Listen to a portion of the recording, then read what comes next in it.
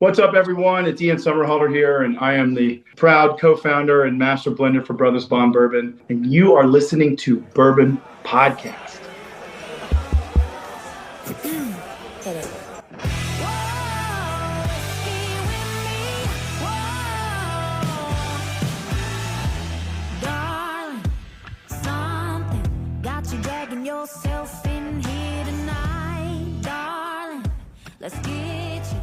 Welcome to Bourbon Podcast, the number one ranked podcast in the hobbies category on Apple out of 27,000 podcasts. I'm hearing about it. I told you guys, I just got a text while we were recording. Someone's like, "What? That's wild. Are you famous?" No, definitively not. But wow. Well, we couldn't make it happen without you guys. We appreciate everybody who listens. We appreciate all of our wonderful guests. We appreciate Joe's research. Oh boy. And my terrible palate. I'm here. And Kyle's Kyle, you're present. The voice. The voice of Bourbon Podcast. Yeah, the silky voice of Bourbon Podcast. The face of radio. So we are going to review Middle West Spirits Straight Wheat Whiskey. Now, before we start, let me just say one thing. I forget who's doing Middle West Spirits PR, but they're killing it. I don't know if it's in-house or if they've hired a company, but they have the best PR team in the business. And they sent us this amazing farm-to-bottle box that had the straight rye, and it was all batch ones, straight rye, bourbon, and the straight wheat whiskey, and a couple of Glencairns. And wow. And honestly, it's been sitting here. I was waiting for all of us to be present so that we could drink it together. I'm excited. These guys have been blowing up, man. They've been I see them more and more. We were talking. I think they're contract distilling for some others too. So it's cool. I really am curious about the other two. I mean, we probably should have opened all three of them because they're over there. Grab them. They're pretty amazing. The other two are the bourbon. The wheat one is a wheated bourbon because we're doing a wheat whiskey today. The other one is this dark pumpernickel rye. And both of them are 4 grain. Wow. And so to me, this is not a 4 grain, right? What we're going after here is essentially like a 95% soft winter wheat and 5% 2-row barley. The other two are these interesting combinations of 4 grain. So like when you think about wheated bourbon, you never put rye in wheated bourbon, but they're using rye and 2-row malted barley and corn to go along with the wheat. And so that's what I think is very, very interesting about it. So it may be that we pop one of those open as we're going through this. Do you remember, I was listening to our Preston Van Winkle interview the other day, and he mentioned that there was a Van Winkle 4 grain at some point. He did mention that, which didn't is he? Yeah, wild. That is wild. Anyway, side I note. guarantee you Gil Schwartz has it. Whiskey Vegas. Yeah. I mean, he has everything. I know. Am I wrong? Is Horse Soldier distilled at Middle West? I think that's what it is, and I think so. Yeah, and good job. You did it, Ben. I was trying to figure out when we referenced it, and it was in that interview for Horse Soldier where we had done some research, and I think you're right. They sourced from there. Look at you. Look at me. Wow. Wow. I actually remembered something. Yeah. Congrats. I couldn't tell you where I put my car keys earlier, but I remember that. Yeah, that's why he's the lawyer in the bunch. Exactly. Nerd. All right. So, Joe, give us the stats on this one. Okay. So Middle West Spirits is the distillery. Middle West Spirits LLC is the company. In 2008, relatively young company, but in 2008, Middle West Spirits was co-founded by Ryan Lang. He is today the head distiller and CEO of Middle West Spirits. Lang comes from generations of central Pennsylvania farmers. And we know about Pennsylvania and their ability to make rye whiskey for hundreds of years. So, but he apparently really fell in love with the whole process of farming. But then also it's kind of his relationship with distilling. And it turns out, Ben, by training, he is a engineer. So it's always these science guys, right?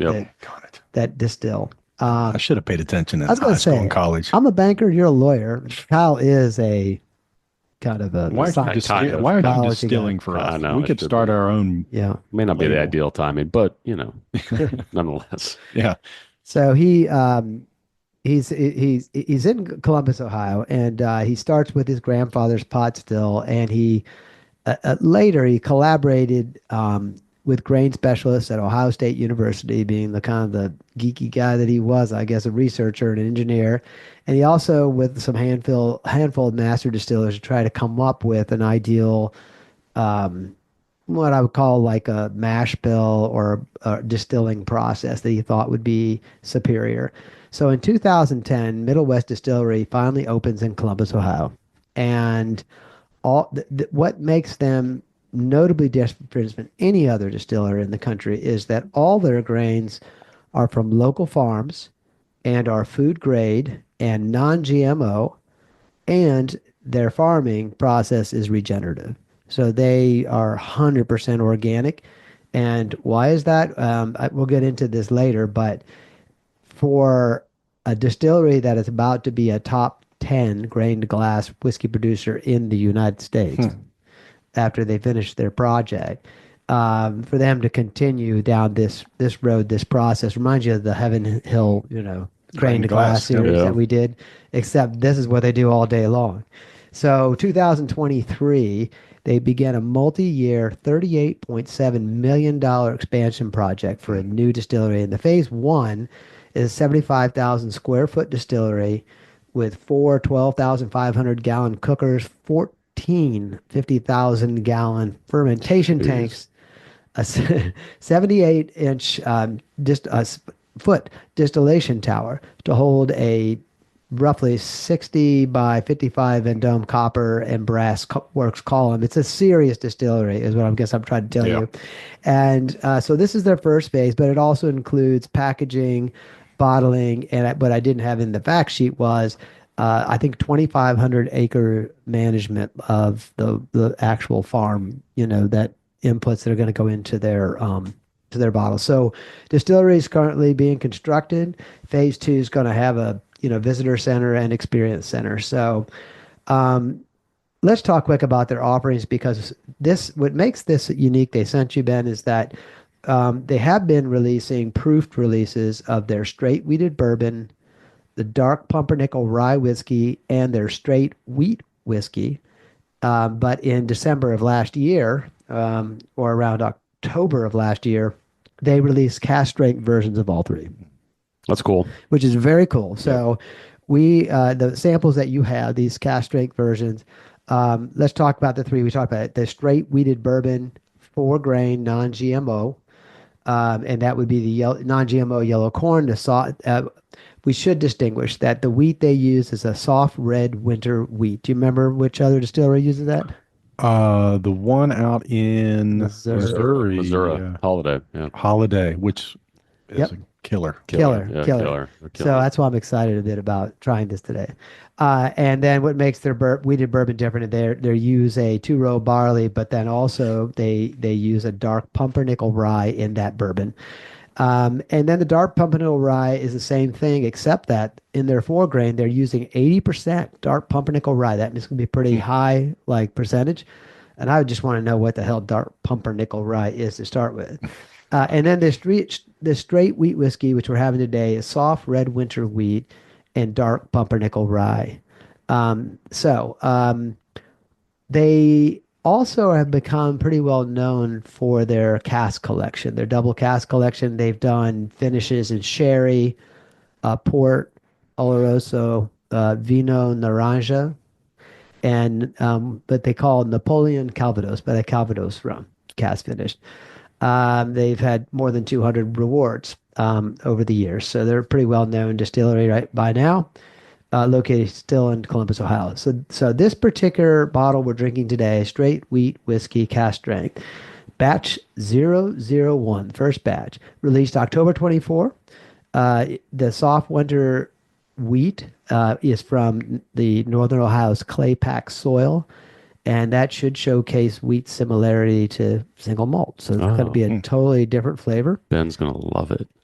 Get this. It's a 95% soft red winter wheat, 5% 2-row barley. So this is not, your typical rye that has 49% corn in it. Yeah, I love it. It's a 95.5, but wheat instead of rye. Right? You got like it. The MGP. It's wild. You can tell from the color. I mean, just pouring it, you can tell that. No, it's non-age stated. The website basically says it's 4 years of age or so. 125.1 proof. And MSRP $70. I'm not sure about the secondary, but my guess would be it'd be in that range or a little bit higher. Yep.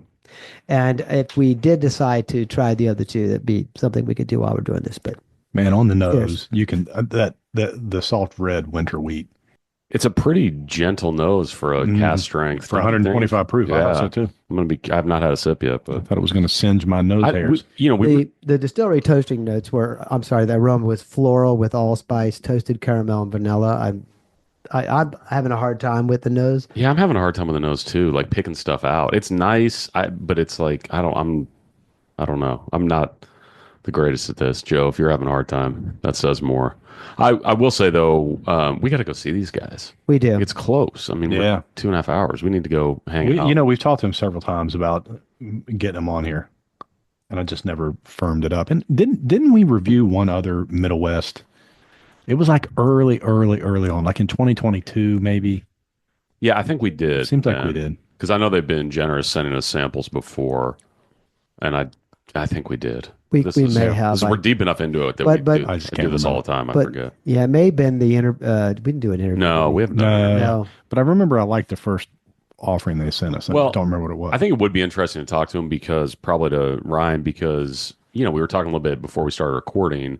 So they've got this, what I'm sure will end up being a $40 million investment starting, 2 years ago or less, at a time when, as we've talked about, like one could argue there's overproduction right now.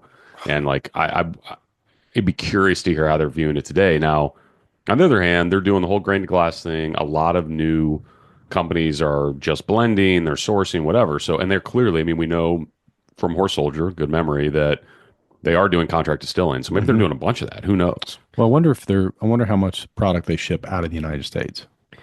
I have no idea. I mean, nothing like Brown Foreman, Jack Daniels. I would say probably little to none if they're contract distilling. It's eating it all up. But then, they have the original distillery, but it's nothing like this. This new distillery will pump out lots and lots of whiskey. The more we've been listening to you all talk, I do get like some things like some honey. Yeah, I get a little. There's something dry in the nose. This a little hot, but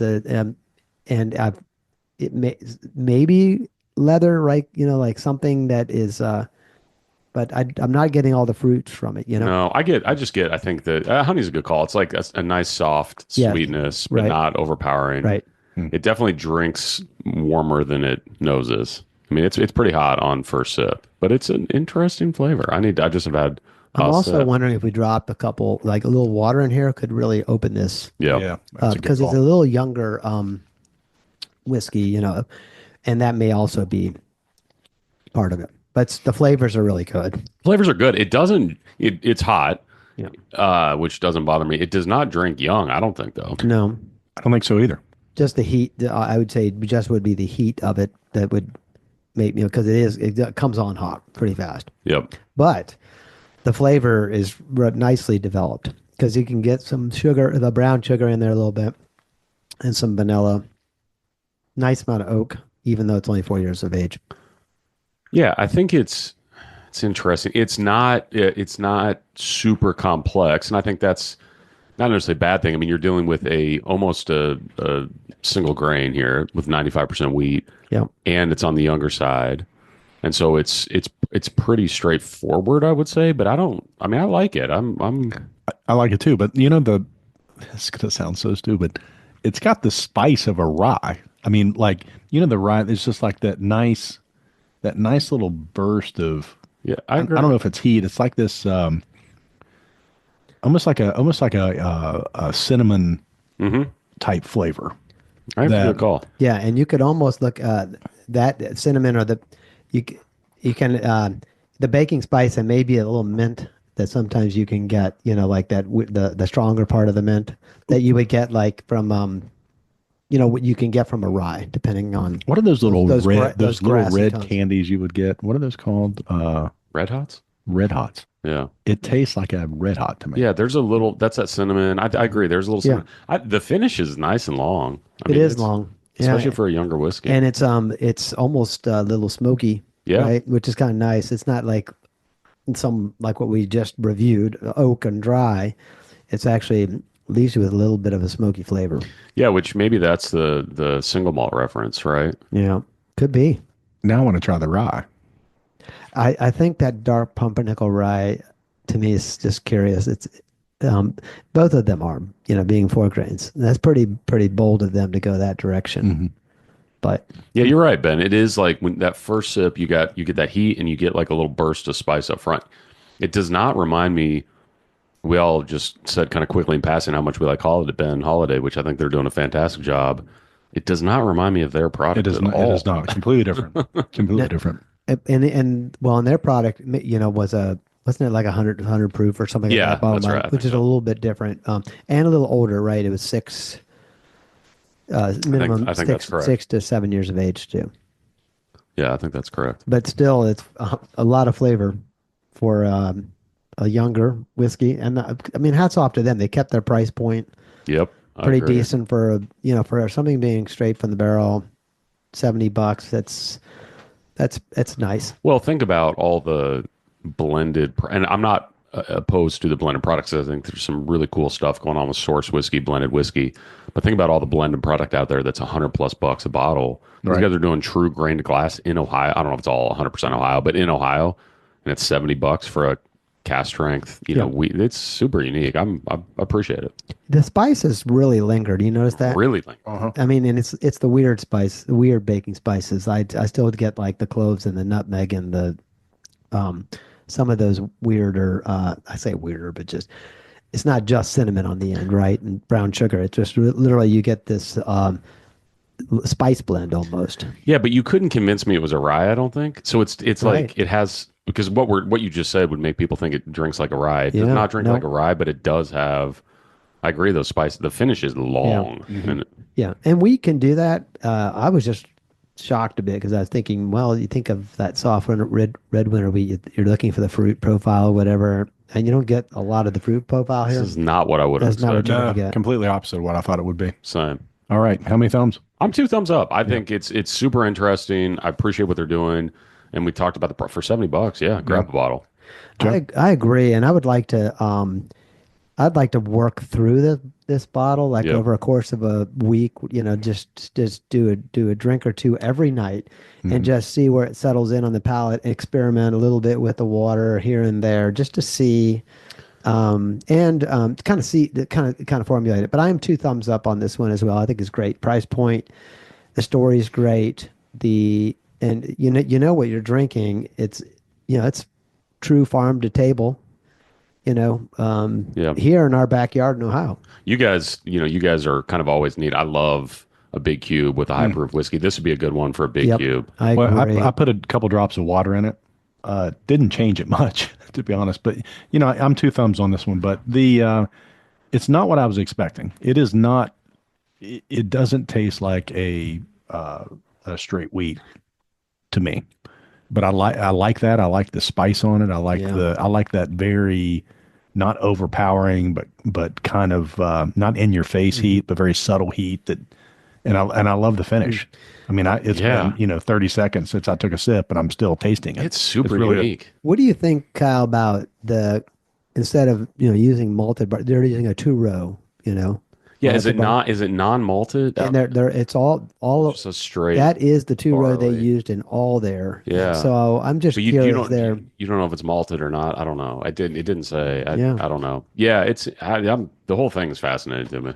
Well, if you get a chance to check this one out, let us know what you think. Any of the Middle West Spirits products, so far everyone that I've had, I've enjoyed. I have not tried their cask strength rye or their cask strength bourbon, but I will now, and I'm going to do a side-by-side of the wheat and the rye and see if I can tell a difference, because I'm sure they're both very spicy. I think a lot of people will like this one. If you're new to whiskey, it may be a little much, but I think if you were looking for something different, if you like that heat, if you like those red hot candies, then this is one for you. what I found interesting, Dr. Jeremy Stapleton, Jeremy, our buddy Jeremy, dropped off a bottle of the rye at my place last week. Oh, Which is the bottle you have over here, the one we've been talking Cask Strength? about, the Cask Strength. And a little shout out to him because his timing obviously is perfect. He was pretty excited about. He got a couple bottles of it. He was going to open it. So maybe Jeremy, send your notes to Ben. Let us know what you think about the that rye, that dark pumpernickel rye, Cask Strength offering, and we'll talk about it on our next podcast. Yeah, anxious to hear your thoughts. If you try to shoot me an email, ben@bourbonpodcast.com. You can also DM us. I read them all, even the spam, believe it or not. Thanks for tuning in.